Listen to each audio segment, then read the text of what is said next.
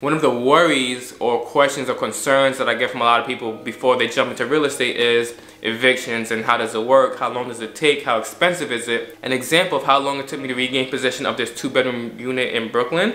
Now, none of this information is financial or legal advice. This is just based on my experience. It may be different for you and the area that you live in. I live in New York, which happens to be a tenant-friendly state. So let's take a walk around and I'll tell you how long this process took me and what it was like. So first, we served this tenant on January 20, I won't give the exact date. We served this tenant on late January. We had some differences and it led to us going our separate ways. But in order to start that process, we had to get a process server because we didn't want to make mistakes of serving them ourselves, even though we are capable of doing it. But this tenant seemed somewhat professional. So $500 for the process server. That was number one. And if you've seen this room before, then you would know the condition that they left it in. After the tenant is served, then they get notice that we are no longer renewing the lease and we are requesting that they vacate the property. I believe we give them roughly about 45 to 60 days. Now, when they decided not to leave, we then had to retain our attorney, and the fee for retaining our attorney was an additional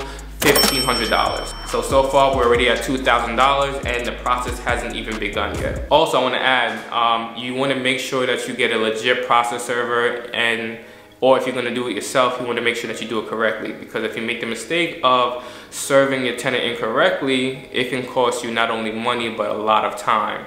So if you were to serve them, for example, on February 28th, and you get the court date of March 15th, and you go to court and you find out that you served them incorrectly, now you have to start the process all over again. So you have to go back, serve them again, and then hope for another court date. So after retaining the attorney for $1,500, we then had another fee of $1,449.70 because the first retainer only included a few court appearances and a few legal documents, and since the tenant was somewhat professional and they decided not to leave, this trial got extended. So the next fee was $1,449.70 plus the $1,500 that we spent early to retain, and plus the $500 in process server fee. After the $1,449, we had an additional fee of $1,358.45 because, like I said before, the tenant chose to extend this process. So we were down from serving in January up until November. We had to pay that $1,358.45. And the last fee was $422.41. That was a final fee for my attorney to get the judgment, and we had an official date where the tenant would vacate the unit at the end of December.